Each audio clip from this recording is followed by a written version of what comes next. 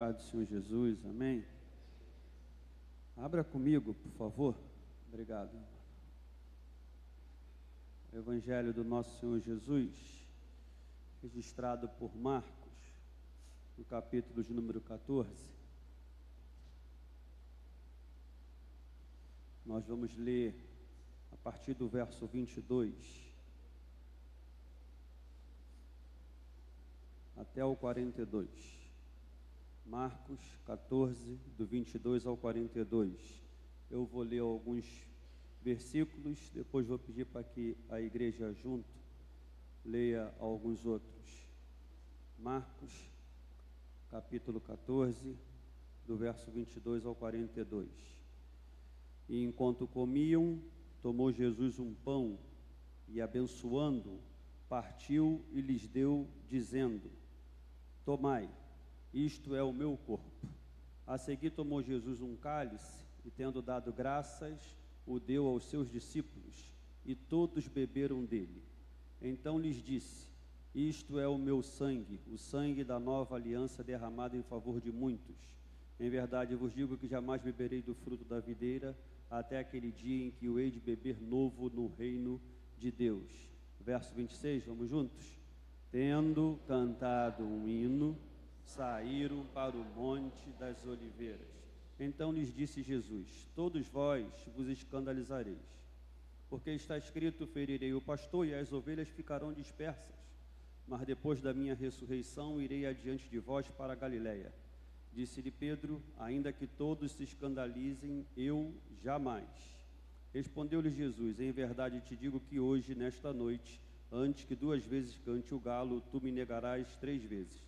Mas ele insistia com mais veemência: ainda que me seja necessário morrer contigo, de nenhum modo te negarei. Assim disseram todos. Então foram a um lugar chamado Getsêmani. Ali chegados, disse Jesus a seus discípulos: assentai-vos aqui enquanto eu vou orar. E, levando consigo a Pedro, Tiago e João, começou a sentir-se tomado de pavor e de angústia. 34 ao 36, vamos lá? Ele lhes disse: a minha alma está profundamente triste até a morte. Ficai aqui e vigiai. E, adiantando-se um pouco, prostrou-se em terra e orava para que, se possível, lhe fosse poupada aquela hora. E dizia: Abba, Pai, tudo te é possível. Passe de mim este cálice. Contudo, não seja o que eu quero. Voltando, achou-os dormindo. Disse a Pedro: Simão, tu dormes? Não pudeste vigiar nem 1 hora? Vigiai e orai, para que não entreis em tentação. O espírito, na verdade, está pronto, mas a carne é fraca. Retirando-se de novo, orou, repetindo as mesmas palavras. Voltando, achou-os outra vez dormindo, porque os seus olhos estavam pesados, e não sabia o que lhes responder. 41 e 42. E veio pela 3ª vez e disse-lhes: repousais, basta, chegou a hora. O Filho do Homem está sendo entregue nas mãos dos pecadores. Levantai-vos, vamos, eis que o traidor. Amém. Que o Senhor Deus nos abençoe com o texto lido.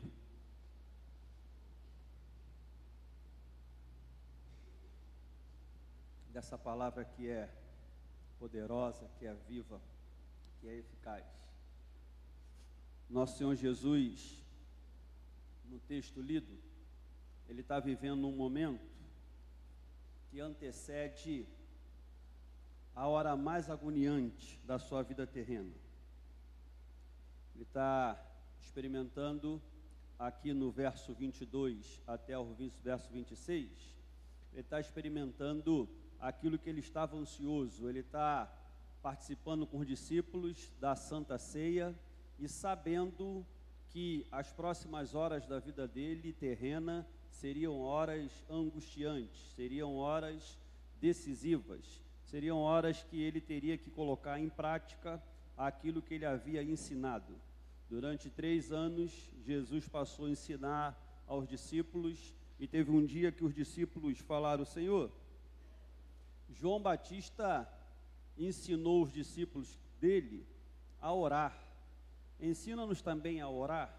E aí Jesus, ensinando-os a orar, em determinado momento da oração, Jesus falou para eles que eles deveriam orar pedindo que o Pai fizesse a vontade dele, assim como é feita no céu, aqui na terra. Em outras palavras, Jesus ensinou os discípulos o seguinte: quando vocês forem orar, vocês orem com fé. Deus é capaz de conceder, porque para Deus não há impossível. Vocês orem com fé, mas antes de qualquer coisa, que a vontade de Deus venha em primeiro lugar, e vocês então se submetam à vontade de Deus. Jesus ensinou, muito bem ensinado, os discípulos entenderam e a vida seguiu. O tempo foi passando, e aí, agora Jesus está aqui com eles ceando, mas sabendo que vai ter que colocar em prática aquilo que vinha ensinado. Uma coisa é o que a gente ensina, uma coisa é o que a gente diz para os outros, outra coisa é a gente viver aquilo que a gente diz. Jesus ensinou-os a orar e eles aprenderam, e agora aqui Jesus vai ter que colocar em prática a oração. Só que, antes dele colocar em prática a oração, que está aqui melhor descrito do verso 32 ao 42, Jesus está a ministrar a ceia, e ministrando a ceia fala: olha, isto aqui, esse pão é o símbolo do meu corpo, este vinho, este cálice é o símbolo do meu sangue. Vocês precisam fazer isso todas as vezes em memória de mim. Vocês precisam comer e beber anunciando a minha morte. E ele fala, em verdade vos digo, verso 25, que jamais beberei do fruto da videira até aquele dia que hei de beber novo no reino de Deus. Ou seja, ele está falando, olha, é a última vez que eu ceio com vocês, é a última vez que eu bebo o fruto da videira. Vai ser, daqui para frente agora, é só lá no reino de Deus, é só lá no céu. E nós vamos ter então um dia, o privilégio que os discípulos tiveram. Vai chegar um dia que não vai ser o pastor da igreja a ministrar a Santa Ceia para nós. Vai chegar um dia que vai ser o próprio Senhor Jesus pegando o pão, pegando o cálice, e lá no céu estaremos com ele participando desse momento glorioso. Mas aqui na terra, Jesus então distribui a Santa Ceia, eles ceiam naquele momento de comunhão, e diz o verso 26, que Jesus canta um hino. Tendo cantado um hino, saíram para o Monte das Oliveiras. Quando a gente canta, geralmente a gente canta por quê? Você está lá no banheiro, está tomando banho, você começa a cantar. Você canta porque você está feliz, tu imagina o dia inteiro, aquele sol, aquela fadiga, e de repente você chega em casa, toma uma ducha refrescante, que alivia, e aí de repente alguns nessa hora começam a cantar. Eu nem no banheiro eu gosto de cantar, mas alguns gostam de cantar. E aí começa a cantar, né? E se festejar. Xandão, quem conhece o Xandão aqui? Meu cunhado Xandão. Xandão, meu irmão, Xandão quando está tomando banho, primeiro ele fala, ai, tá fria, é a água. A água pode estar o frio que for, só toma banho gelado. Aí ele fica lá dizendo, tá fria. Mas depois que o corpo fica meio anestesiado, ele já começa a cantar. Tem hora que a gente entende o que ele canta, tem hora que é a linguagem dele com Deus, né? E a gente já não entende mais nada do que ele vai cantar, né? Ele até hoje, para falar o meu nome, ele fala Telso, ele não consegue falar Celso. Mas aí tem alguns louvores lá, lembra aquele como é que é, do carpinteiro? Como é que era aquele do carpinteiro? Hã? O tatinteiro, que é isso aí, rapaz? Era o carpinteiro, que o carpinteiro naquele lugar, mas para ele falar carpinteiro não sai carpinteiro, é tatinteiro, é não sei o quê, enfim, mas na linguagem dele, ele está lá no maior momento dele com Deus, está lá cantando, na maior alegria. Geralmente, quando a gente canta, não está cantando porque está alegre, não está cantando porque a gente está grato por uma bênção, a gente está cantando para poder reafirmar gratidão a Deus, para afirmar confiança nele. A gente canta geralmente nas horas de alegria. Na hora da tristeza, a gente já tem dificuldade para cantar. Na hora da tristeza, a nossa facilidade é o quê? Chorar. Ou chorar, ou então ficar quieto. Sabe aqueles dias que você fala assim, hoje eu quero ficar no meu cantinho, quietinho, sabe, sem falar nada. Eu quero ficar aqui no meu tempo, sabe? Agora, quando você canta, né, você geralmente está feliz, geralmente está agradecendo, geralmente está reafirmando a fidelidade de Deus, geralmente está reafirmando a confiança que você tem no Senhor. Geralmente é por algo bom que está acontecendo, um momento legal que está acontecendo. Mas Jesus aqui, o que Jesus faz? Jesus canta um hino de louvor a Deus, sabendo que as próximas horas seriam horas extremamente difíceis na vida terrena dele. Seriam horas decisivas. E Jesus então canta um hino de louvor a Deus. Depois de cantar esse hino, ele então chega para os discípulos e fala: olha, vocês vão se escandalizar, porque está escrito, ferirei o pastor e as ovelhas ficarão dispersas. Verso 28, mas depois da minha ressurreição, irei adiante de vós para a Galiléia. Ou seja, Jesus sabia que ele estava prestes a morrer. E aí, no que Jesus sabia que ele está prestes a morrer, Jesus sabia que as próximas horas seriam horas extremamente difíceis. Mas Jesus canta. Jesus canta um hino de louvor a Deus. E aí o Pedro, representando a todo mundo, o Pedro não é melhor nem pior do que nenhum dos outros. E eu gosto da narrativa aqui de Marcos, porque é o que diz no final do verso 31, a frase é a seguinte: assim disseram todos. Coloca aí o verso 31, só no finalzinho, olha lá, o finalzinho do verso 31, que está escrito lá, assim disseram, repete comigo, assim, o que todos disseram? O mesmo que o Pedro diz. E o que o Pedro diz? O Pedro fala: Senhor, essa história aí de ferirei o pastor, as ovelhas ficarão dispersas e que vamos ficar escandalizados, todo mundo, menos eu. Uma hora o Pedro fala: pode todo mundo, mas eu não. E aí depois que o Pedrão fala isso, olha um para a cara do outro, conjecturalmente falando, né? Olha um para a cara do outro, fala assim: está se achando? Sai para lá, Pedro, está achando que é só você? Aí todo mundo fala: eu também, Senhor. Sabe aquela história? Que alguém fala na frente, aí o outro, para não ficar atrás, fala assim: eu também. Mas eu também sem muita convicção. Mas diz o texto que todo mundo falou a mesma coisa. O que eles falaram? Verso 30. Verso 29, disse-lhe Pedro: ainda que todos se escandalizem, eu jamais. Aí Jesus, verso 30, fala para ele: em verdade te digo que hoje, nesta noite, antes que 2 vezes cante o galo, tu me negarás 3 vezes. Mas ele insistia com mais veemência: ainda que me seja necessário morrer contigo, de nenhum modo te negarei. Assim disseram todos. Todos os discípulos disseram: não te negaremos jamais. Jamais iremos abandoná-lo, jamais iremos negá-lo, jamais iremos nos escandalizar no Senhor, jamais. Jesus então olha para a cara deles, Jesus fala: chega dessa conversa, vamos. Verso 32, então foram a um lugar chamado Getsêmani. Ali chegados, disse Jesus a seus discípulos: assentai-vos aqui enquanto eu vou orar. E levando consigo Pedro, Tiago e João, começou a sentir-se tomado de pavor e de angústia. E lhes disse: a minha alma está profundamente triste até a morte. Ficai aqui e vigiai. Jesus então dá para eles o diagnóstico daquilo que a alma dele está sentindo. Jesus se abre com os discípulos. Jesus fala: a minha alma está angustiada.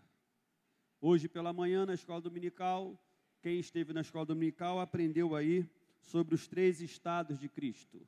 Qual é o primeiro estado? A pré-existência. O segundo estado? A humilhação. E o terceiro? Exaltação.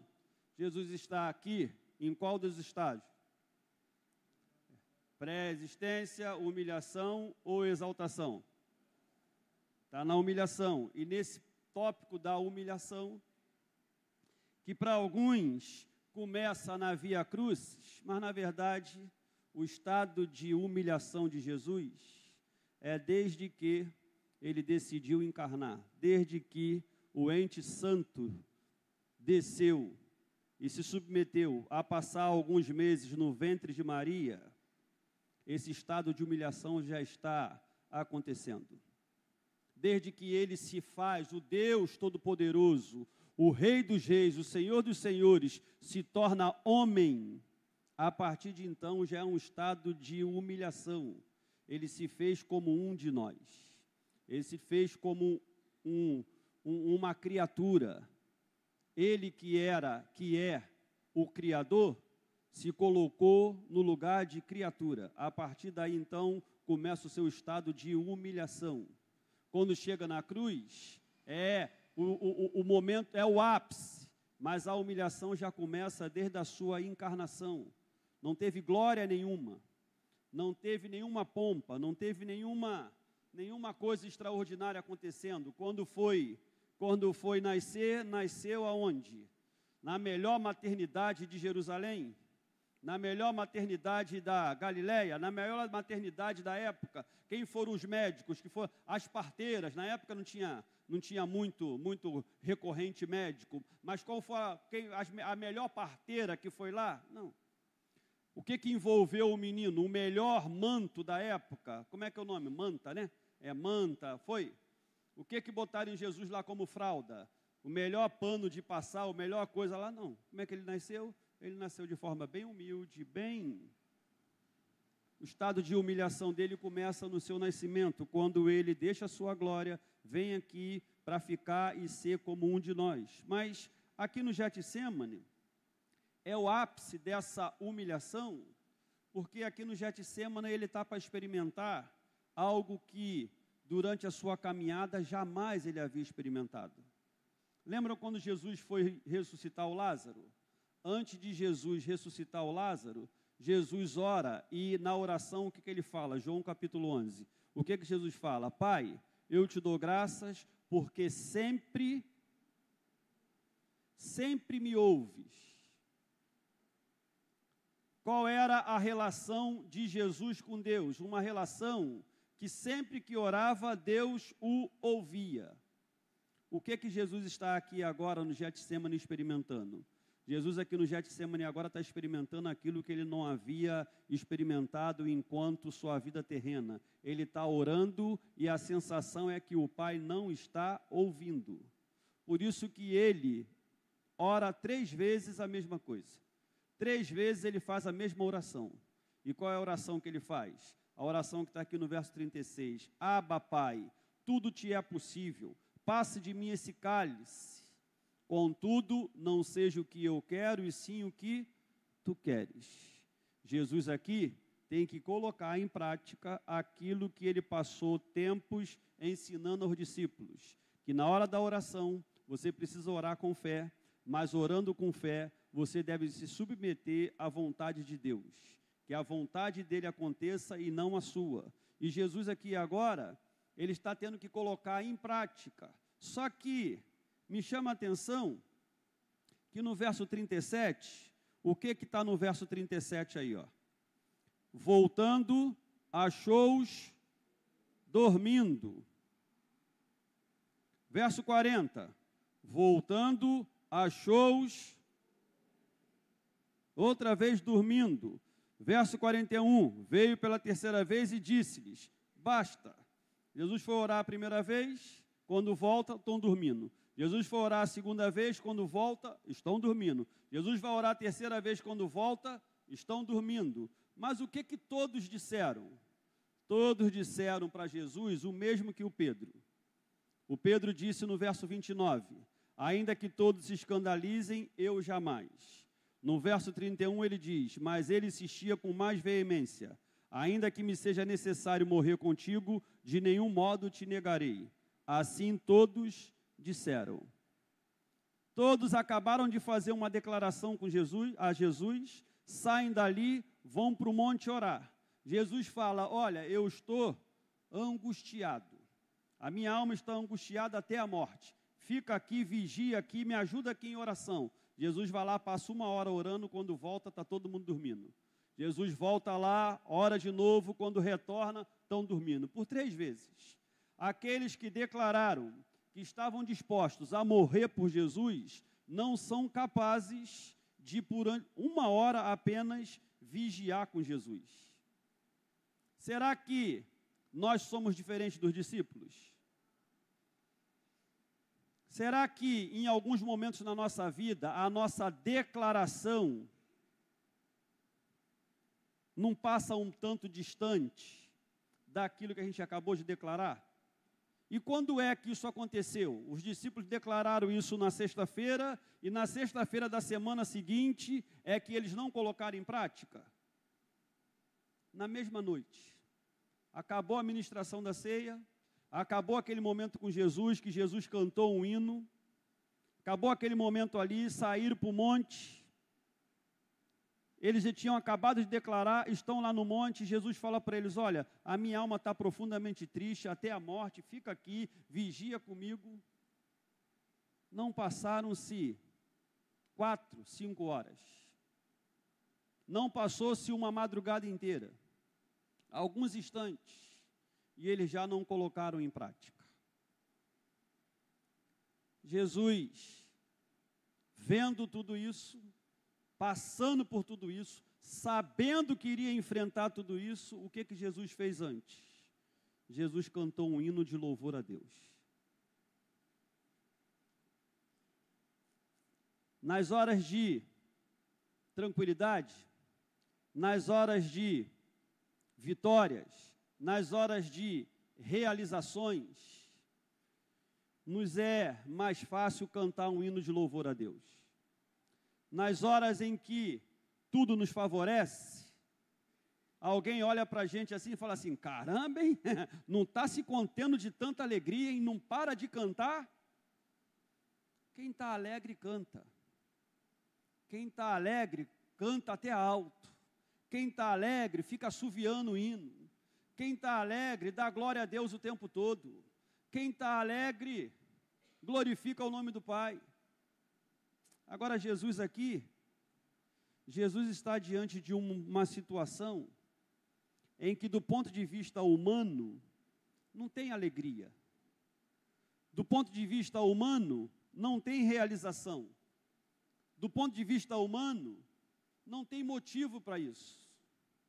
Do ponto de vista humano, era para Jesus fazer como eu e você, querer ficar quietinho, não querer muita conversa, porque Jesus poderia dizer, como muitas vezes nós dizemos, estou mal, hoje eu estou mal, hoje eu não estou legal, hoje eu não estou para muita conversa. E se for numa linguagem futebolística, hoje eu não estou para muita resenha, eu não estou para muito papo. Por quê? Porque nos momentos de dificuldade, de tristeza, de angústia, diz o verso 34, a minha alma está profundamente triste até a morte. Nessas horas, o que queremos é ficar quieto, ficar calado. O que queremos é chorar.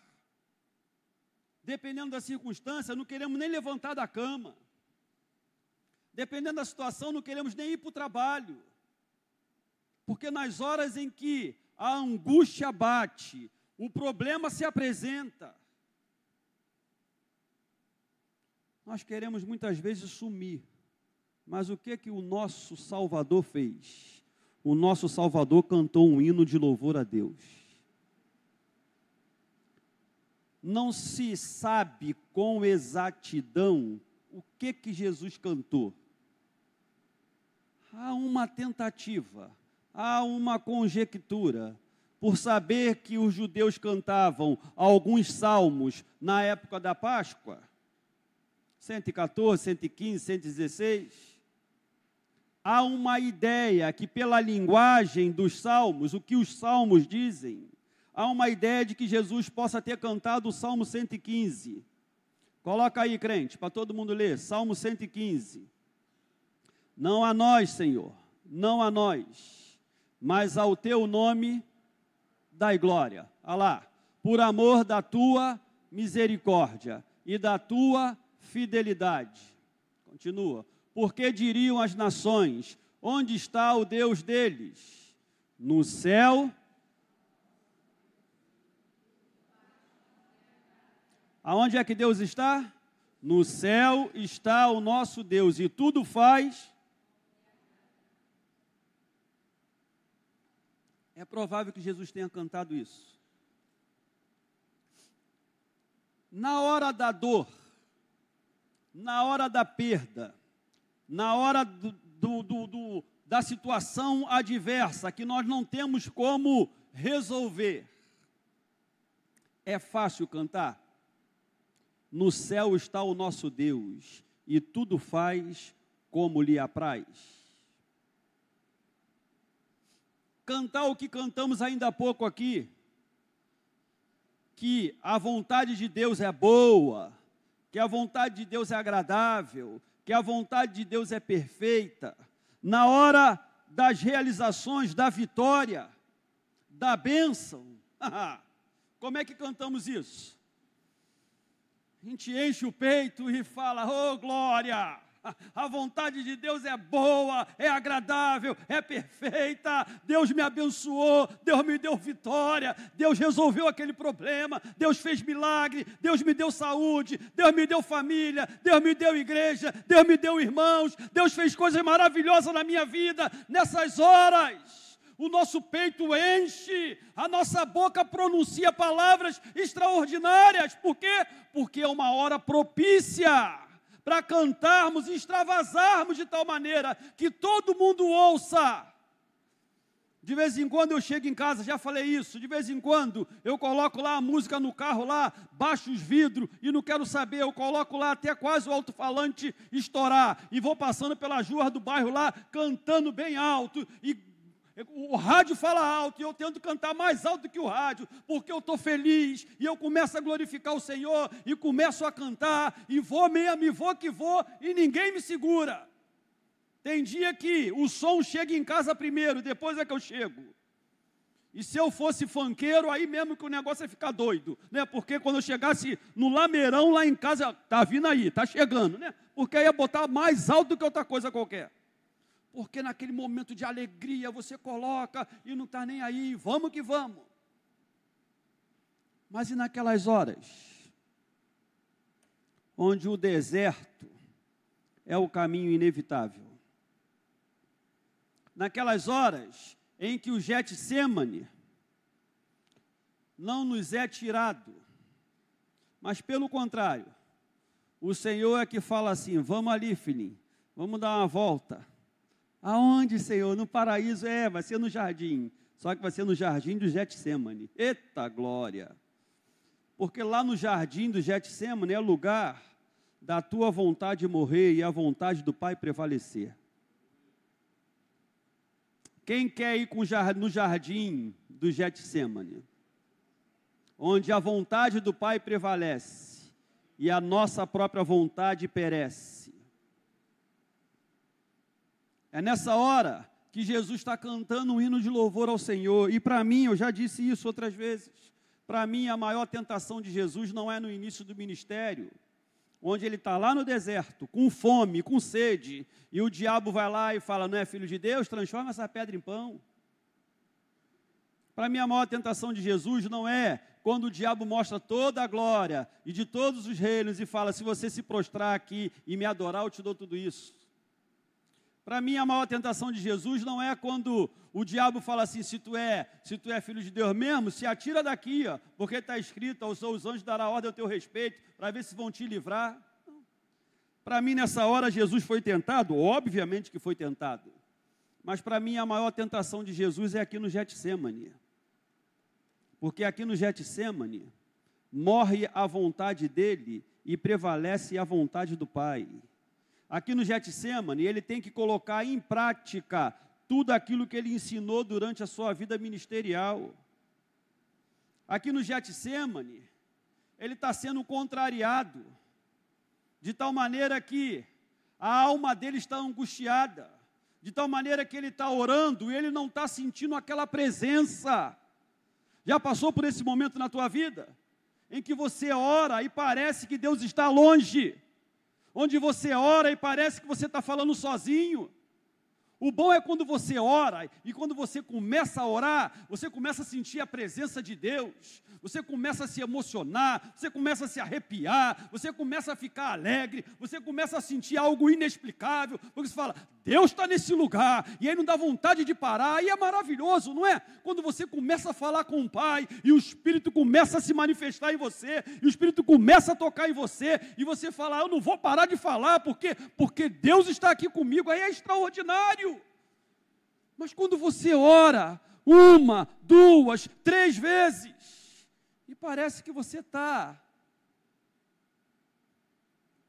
trancado num lugar que não tem ninguém, parece que a oração não ecoa, parece que a oração não chega até o Pai, e olha que Apocalipse diz, João tem uma visão, e de repente ele está vendo lá, diante do trono de Deus, ele está vendo lá incensos que estão chegando lá, e diz ele, essas são as orações dos santos, a minha oração e a tua oração, por mais que pareça que não esteja chegando diante do trono do Pai, as nossas orações sempre chegam diante do trono do Todo-Poderoso, sempre chegam, sempre.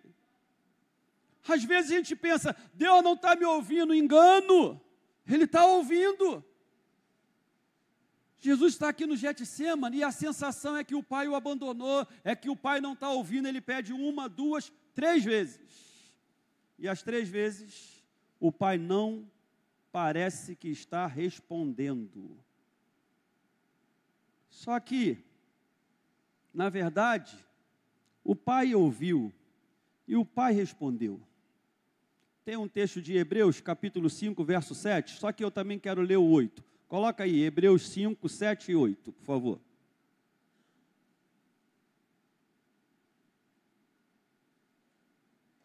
Vamos juntos? Ele, Jesus, nos dias da sua carne, tendo oferecido com forte clamor e lágrimas, orações e súplicas, a quem o podia livrar da morte, e tendo sido ouvido por causa da sua piedade, embora sendo filho,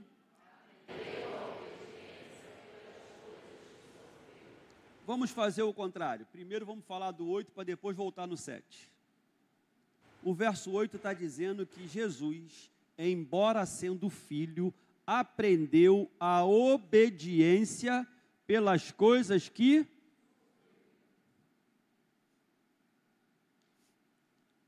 Jesus, Filho de Deus, aprendeu a obediência pelas coisas que sofreu. Qual é o maior desafio do homem no que diz respeito à obediência?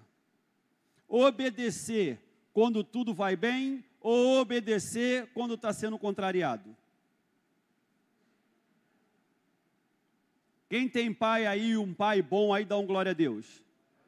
Não ouvi a voz do Caio e do Cauã não, hein? Cadê eles? Ah, amém, amém, amém. Deus é o nosso pai, Ele é bom, sim ou não? Amém ou não amém? Amém, né? Deus é um pai bom, amém, glória a Deus. Quando o pai está te abençoando, quando o pai está cuidando de você, quando o pai está te favorecendo o tempo todo, é tranquilo obedecer? Claro que é. Agora, quando o pai não te ouve, não te favorece, não te livra, é fácil obedecer?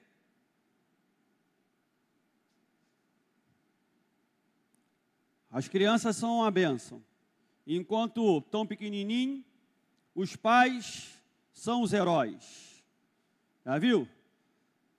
Daqui a pouco, mais aí, a nossa mascote oficial, Elisa, daqui a pouco está pegando aí a sandália da mãe, a sandália da avó, e vai querer botar lá salto alto e andar e não sei o quê, né?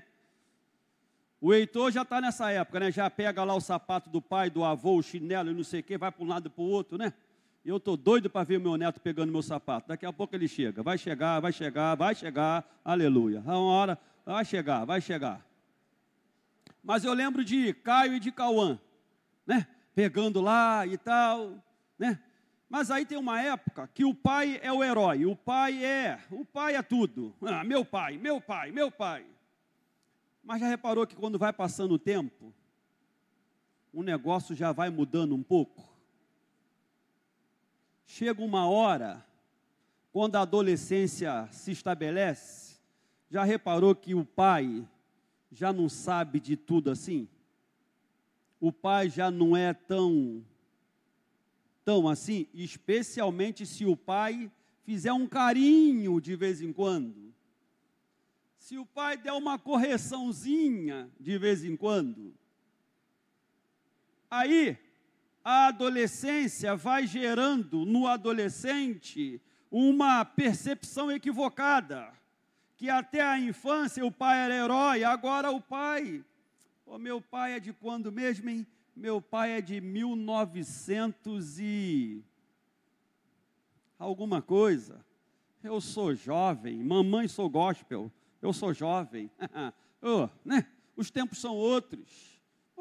Como é que era o celular que meu pai era doido para poder comprar? Era aquele celular que era um tijolão, né? E o pessoal, para poder falar que estava com o celular, né? Botava o celular e ficava assim, abria aquela antena, meu irmão, de celular e antena, ficava um treco assim na orelha, né? E não sei o quê. E aí já havia alguns exibidos. Tinha uns exibidos, quando ia terminar a chamada, pegava o celular, batia assim, ó, toque, batia assim, né? Fazia mó...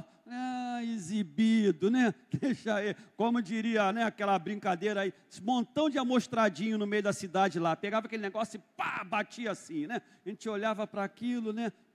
Tá bom, né? Agora como é que é? Agora, filhão, não é mais telefone celular, isso aí é besteira, né? É smartphone, não, mas aí é para pobre. É iPhone, sangue de Jesus tem poder, né? Agora o negócio vai, né? Porque não basta, agora não é simplesmente falar, agora eu falo e vejo, faz uma chamada de vídeo, é outro papo, né? Outra coisa, né? Aí o negócio mudou, a tecnologia chegou, muita coisa, meu pai sabe de nada, né? E quanto mais novinho aí, mais essa galera está antenada com a tecnologia, né? Dá um telefone aí para o pessoal da minha geração, leva quanto tempo para aprender as funções? Agora dá isso na mão de um adolescente, em quanto tempo eles já sabem de tudo? Rapidinho. Agora, aí a gente chega à loucura, né? Porque tem algumas crianças, né? Que papai e mamãe, para poder deixar a criancinha quietinha na igreja, tá com o celular ou o tablet na mão do garotinho, e o garotinho ou a garotinha fica mexendo o tempo todo naquele negócio, né? E aí um montão de crianças já com o dedinho, passando, né? Aí aqui, a gente tem um aplicativo que foi lançado, ainda tem um bocado de gente que ainda não baixou o aplicativo. Por quê? Porque não lidar ainda muito bem com esse negócio de tecnologia, né? Mas tem uma galera aí que rapidinho botou ali o QR Code, já escaneou, já baixou, já cadastrou e já está tudo certo. É rápido, né? E aí, conforme vai passando o tempo, os filhos vão assim, meu pai não sabe de nada, meu pai, aí vem com essas ondas, coroa, teu tempo já passou, coroa, agora o negócio é novo. Isso pode ser até engraçado, né? No ponto de vista nosso, humano, né? Mas a gente às vezes faz assim com Deus.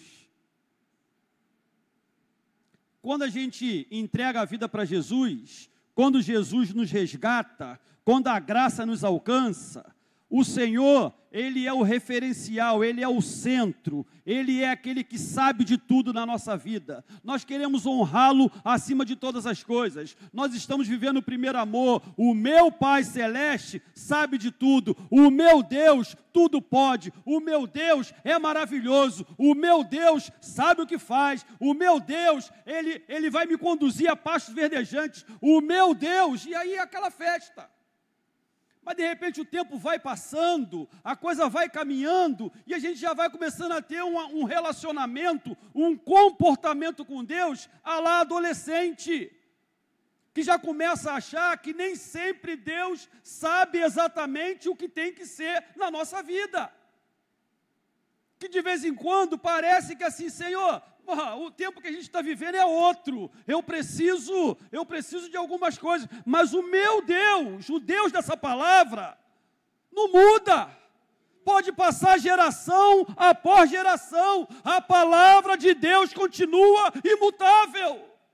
pode passar o tempo que for, vir a geração que for, se estabelecer o tempo que for, essa palavra continua dizendo que Deus, para nos ensinar a sermos obedientes, muitas vezes nos leva a dar uma volta no jardim do Getsêmani. Porque no jardim do Getsêmani, a nossa vontade perece, a nossa vontade morre, os nossos projetos caem por terra e a vontade dele prevalece na nossa vida. E aí é no Getsêmani que nós aprendemos a ser obedientes. Enquanto nós estamos com tudo bem, enquanto está tudo certo, agora quando a coisa aperta,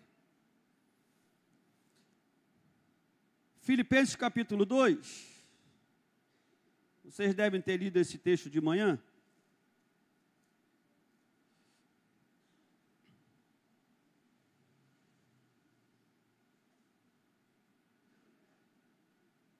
Verso 5, Filipenses 2, 5, tende em vós o mesmo sentimento que houve também em Cristo Jesus, pois ele, subsistindo em forma de Deus, não julgou como usurpação ser igual a Deus. Verso 7, vamos juntos? Antes, a si mesmo se esvaziou, assumindo a forma de servo, tornando-se em semelhança de homens e reconhecido em figura humana. Verso 8 e 9, a si mesmo se humilhou,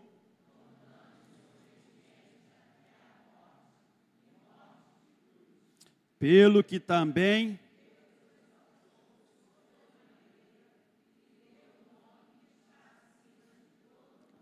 aquele que, sendo filho, aprendeu a obediência pelas coisas que sofreu, espontaneamente abriu mão da sua glória, humilhou-se a si mesmo, assumiu a forma de servo e tornou-se obediente ao Pai até a morte e morte de cruz.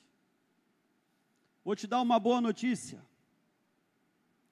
Se Deus não poupou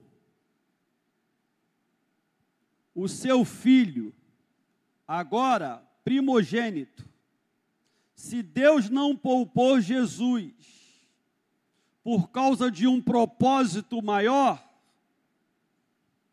Deus não irá nos poupar por causa de um propósito maior. Sabe o que Jesus disse? Jesus falou assim: da mesma forma que o Pai me enviou, eu também vos envio. Você está achando que evangelho é um convite a uma vida de só facilidade, só vitória, só realizações, só bênção, só favorecimento? Evangelho é um convite a uma vida eterna no céu, mas aqui na terra, de renunciar, de obediência, de entender que a vontade de Deus vai prevalecer na nossa vida. E se tiver no propósito de Deus uma doença, a doença irá vir. Se tiver no propósito de Deus um desemprego, o desemprego irá vir. Se tiver no propósito de Deus perdermos o que quer que seja, iremos perder, porque às vezes, para aprendermos a obediência, precisamos trilhar um caminho onde a nossa vontade morre e a vontade de Deus prevalece. É assim mesmo, nessa hora ninguém diz amém, porque isso é a verdade do Evangelho que confronta cada um de nós. Agora, se eu dissesse aqui, que em Jesus é só vitória, é só bênção, é só alegria, é só prosperidade, eu tinha que pedir para falar baixo, porque o amém ia sair altíssimo. A realidade do Evangelho é essa. A realidade do Evangelho aponta para um Deus que tem planos e propósitos que nós não entendemos. O Evangelho nos aponta um caminho que é diferente do que queríamos, Mas se a vontade de Deus é boa, agradável e perfeita, nós precisamos nos submeter a esse caminho. O Evangelho nos chama a perdoar. Coisa terrível para mim e para você é perdoar. Queremos ser perdoados quando fazemos alguma coisa errada. Mas liberar perdão, ninguém quer liberar perdão. Ninguém aqui tem facilidade para liberar perdão. Mas o Evangelho diz que se eu não perdoar quem me ofendeu, eu não vou entrar no céu. Se eu não perdoar aquele que me ofendeu, eu não tenho perdão de Deus. Posso fazer o que for, posso dar dízimo, posso dar oferta, posso vir na igreja todos os dias, posso pregar, posso cantar, posso evangelizar o mundo inteiro, mas se eu continuar com o meu coração fechado e não liberar perdão para quem me ofendeu, eu não recebo perdão de Deus. Não adianta, não tem para onde fugir. E sabe o que acontece? Capítulo 18 de Mateus. O Deus da graça, o Deus do amor, o Deus que enviou o seu Filho para morrer na cruz do Calvário por nós, sabe o que Ele faz?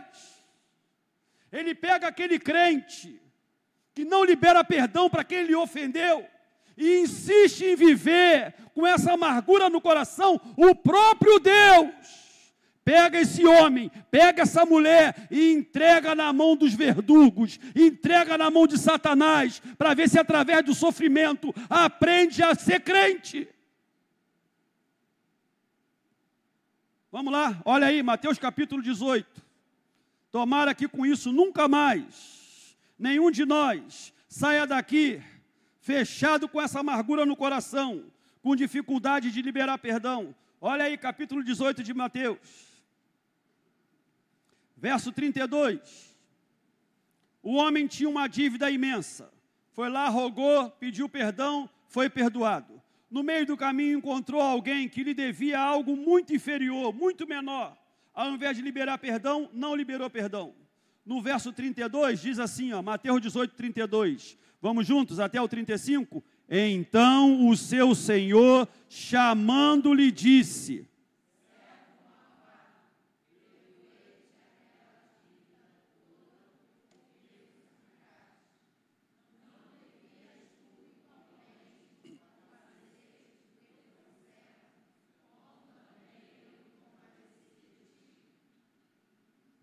e 34, indignando-se o seu senhor,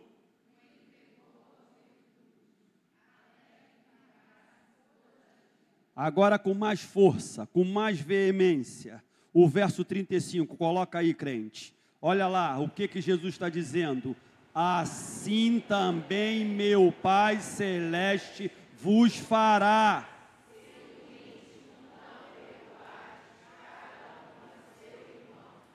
Como é que o Pai Celeste vai fazer? Vai pegar o crente que insiste em não liberar perdão a quem lhe ofendeu e vai entregar na mão dos verdugos. Vai entregar na mão do diabo. Por que tem um monte de crente sofrendo além do que deveria sofrer? Porque não libera perdão a quem lhe ofendeu.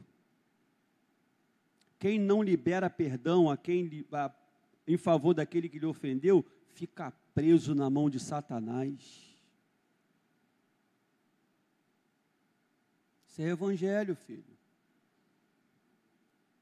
Perdão. Isso é evangelho. Ah, eu sou de Jesus, mas tem coisa na minha vida que eu... Então, filho, o evangelho ainda não te alcançou. Porque quando o evangelho alcança a vida do homem e da mulher, eis que tudo se fez novo. O evangelho é o poder de Deus que muda o homem. Ah, pastor, mas para alguns é mais fácil perdoar. Filho, não é fácil para ninguém é fácil perdoar. Só o Espírito Santo é capaz de nos fazer perdoar. Por isso, nessa noite, o que você tem que fazer? Senhor, eu estou esses anos todos com essa mágoa, com esse rancor, com essa angústia no meu coração, por aquilo que fizeram comigo. O Senhor sabe, eu tenho razão. Não importa ter razão, o que você não tem direito é de não liberar perdão, porque você é uma nova criatura em Cristo Jesus, e se é uma nova criatura em Cristo Jesus, perdoa. Jesus está na cruz, e já bateram nele, já o chicotearam, já o cuspiram, já o humilharam. Jesus está na cruz e fala: Pai, perdoa-lhes, porque não sabem o que fazem. Olha isso, amado. Mas aí tem um evangelho aí, um evangelho miserável, desgraçado, do inferno. A pessoa faz alguma coisa contigo, e aí, deixa só, vou te entregar na mão de Deus, ainda sai baforando, ainda sai bicudo, ainda sai se achando. Vai entregar na mão de Deus. Aí Deus olha e fala assim: acorda, o que está fazendo aí, rapaz? Como se Deus fosse esse Deus que, o Lucas falou uma graça para mim, vai lá, acerta ele, Jesus, acerta ele, deixa só. Que é isso, rapaz? Que é isso? Evangelho não é isso não. Evangelho é: Senhor, o Lucas acho que não entendeu, abençoa a vida dele, esclarece isso para ele. E se de repente o Lucas nada, eu vou lá: meu irmão, o que aconteceu, irmão? Não foi assim não, foi assim, foi assado. O Lucas já atendeu? Glória a Deus, então show de bola, abraça e vamos embora, irmão. O Lucas ficou bicudo. Aguinaldo, vamos comigo ali. Raul, vem comigo também. Raul já foi para lá, foi lá, hoje está na escala. Claudinei, Aguinaldo, me ajuda aqui, vamos ali ter um papo ali com o Lucas ali. Estou trazendo aqui o Aguinaldo, aqui o Claudinei, para a gente resolver essa situação aqui, cara. Não pode ficar assim, vamos resolver e tal. Não quero. Então, meu filho, então vamos apresentar para a igreja. Apresenta para a igreja com que intuito? De ganhar o irmão, de mudar o contexto, de mudar a situação. Mas ainda assim o irmão não quis. Poxa, Senhor, tem misericórdia. O que eu preciso fazer para poder esse irmão entender e a gente se reconciliar?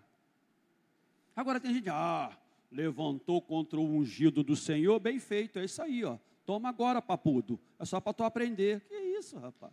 Isso não é evangelho. Jesus está na cruz, o ungido de Deus. Jesus na cruz fala: Pai, perdoa-lhes, porque não sabem o que fazem. Isso é evangelho, filho, é evangelho. Evangelho é: eu agora não vivo mais para mim, eu vivo para Deus. E a vontade agora minha morre, a dele prevalece. Então, filho, eu não quero nem que Deus te leve para o deserto, não. Porque o deserto não é um lugar muito maneiro, não. Eu só quero que Jesus te leve nessa noite para o jardim, mas no jardim do Getsêmani, onde a tua vontade morre e a dele prevalece. Onde você aprende a obediência na hora da dor, na hora do sofrimento, onde o teu louvor é aprovado a Deus, Ele olhando para você e fala assim: tu imagina Deus, cara, lá no céu, olhando para mim e para você, e o capeta de um lado, junto com um terço lá dos anjos, né? A terça parte dos anjos, naquele Maracanã espiritual, a torcida do diabo lá, torcendo para você blasfemar, para você desistir, para você não obedecer, e de repente você, diante dos problemas e das dificuldades, às vezes com lágrimas nos olhos, você cantar: o meu Deus está no céu, e tudo faz como lhe apraz. O meu Deus está no céu. Os outros confiam em obras feitas por homens. Tem boca, não fala, tem olho, não vê, tem mão, não apalpa, o som nenhum sai da garganta. São nada. Israel confia no Senhor. Em quem você confia, meu irmão? Em quem nós confiamos? Nós confiamos no Senhor. E se confiamos no Senhor, nós precisamos clamar, nós precisamos orar. Nós precisamos colocar diante dele. Se ele quiser, ele muda o contexto, mas se ele não quiser, é a cruz que nos espera, é a crucificação que nos aguarda. E sendo crucificado, as coisas começam a melhorar na nossa vida. Que isso, pastor? Como é que a coisa começou a melhorar na vida de Jesus? Quando ele morreu para esse mundo, mas ao terceiro dia ressuscitou, glorioso. Ressuscitou sendo exaltado, o estado de humilhação dele findou. E aí o verso 7 de Filipenses 2, Deus então muda a história. Deus então começa a mudar o negócio. Ele se humilhou, ele passou por situação difícil. Aliás, de Hebreus 5:7. Hebreus 5:7, embora sendo filho, o 8, embora sendo filho, aprendeu obediência pelas coisas que sofreu. Mas no 7, olha o que o 7 diz, coloca aí de novo aí, ó. Ele, Jesus, nos dias da sua carne, leia aí, crente. Oração.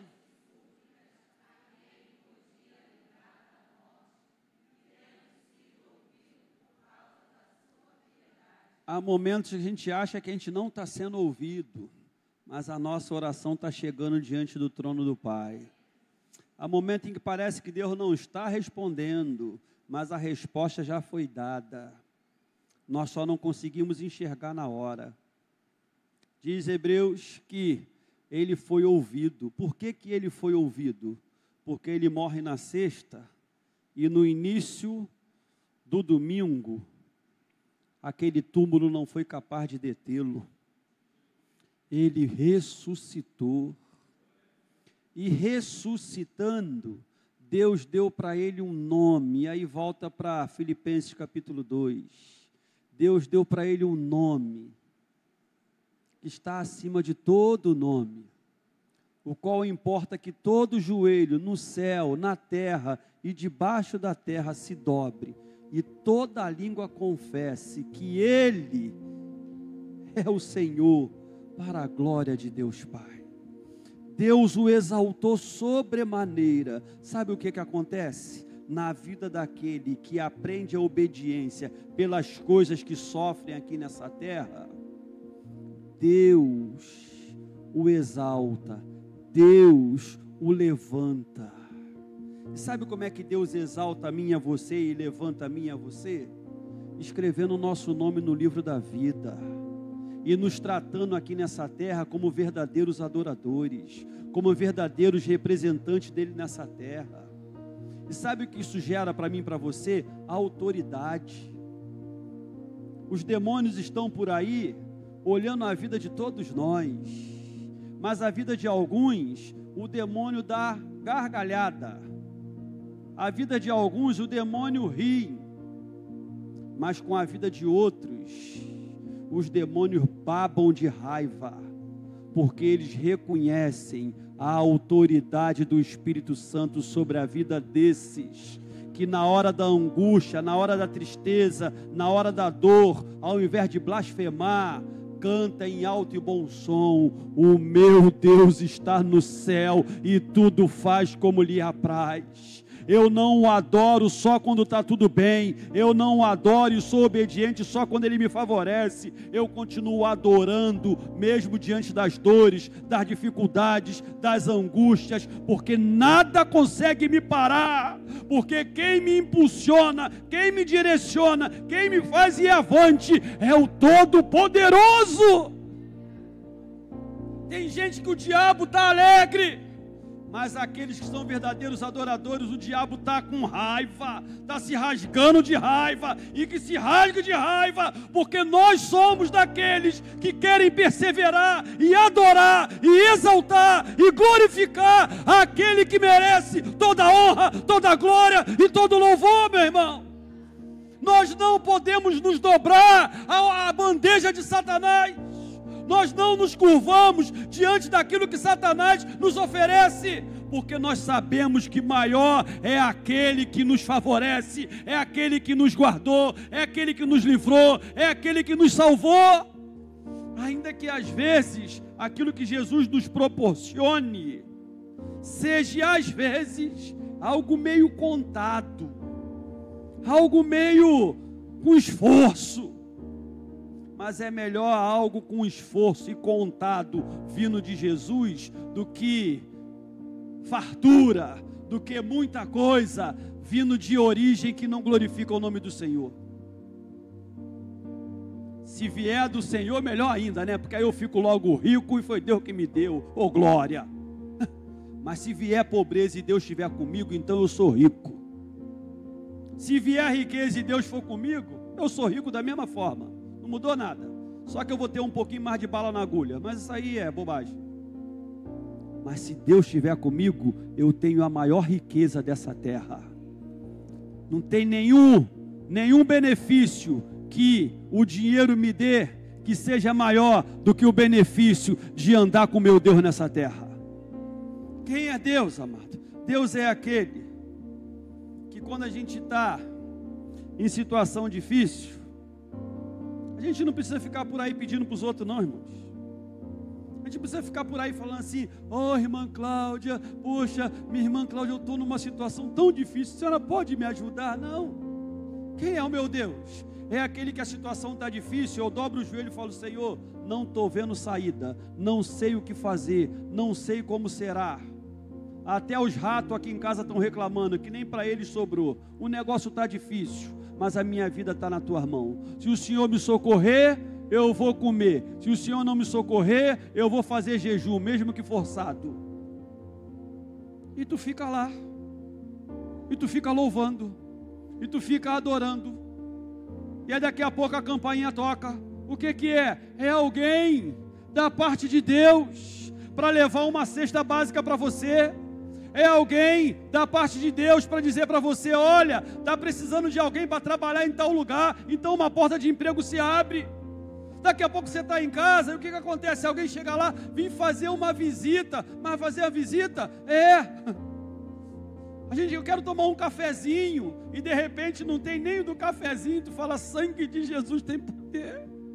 E aí quando tu vai ver a pessoa: mas peraí, abre a bolsa. Aí ela trouxe lá o café, ela trouxe a manteiga, ela trouxe o pão, ela trouxe um bolo, ela trouxe alguma coisa, e de repente você fala: louvado seja o nome do Senhor, porque não permite que um filho seu passe vergonha, porque não permite que um filho seu passe fome, porque o Deus que nós servimos, irmãos, é o Deus que supre a nossa necessidade. Nós precisamos confiar no Senhor, e não são as lutas que irão nos parar, não são os problemas que irão nos parar, não são as dores dessa vida que serão capazes de impedir que o louvor a Deus flua da nossa vida. Porque se somos verdadeiros adoradores, nós não adoramos ao Pai por aquilo que nós temos, nós adoramos ao Pai por aquilo que Ele já fez por nós. Ele é o Senhor da nossa vida, Ele é o Senhor da minha casa, Ele é o Senhor da minha família, Ele cuida da minha vida, Ele cuida de cada um, irmão. Então confie no Senhor e não se dobre a Baal, não se dobre ao diabo, não coma na bandeja do inimigo.